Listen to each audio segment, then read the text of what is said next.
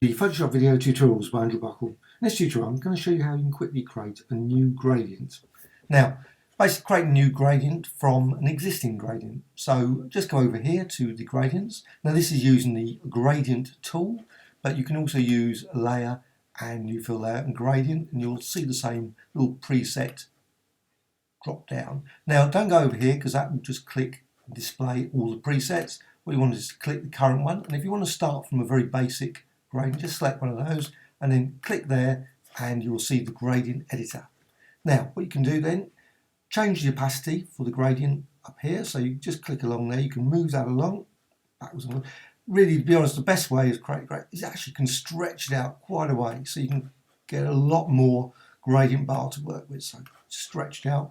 And then just you can move the color, that's the color one, or the top bar there, along top bar, the opacity. So you can modify that, just go to there and change the opacity, say like reduce it like that. And you can delete it just by dragging and pull it off. But I'm just going to put that back again.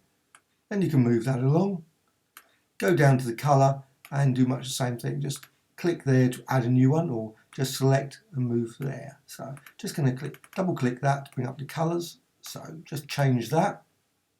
Again, move that along there. And once you've got that, and you're happy with that, you can go over here. And the key thing is, because if you actually just go out at this point, you can use this gradient, but it's not actually saved to the presets. The actual one that I've think that hasn't been modified. So best thing to do is just click new, and you'll see it's been added down here. So that's a quick way of creating a new gradient. And once you've done that, you can also save the entire lot. So you can obviously delete all those if you want, and then save that. Just go over here to save, and you save it as a GRD file. Hope you found this of interest. Thank you much.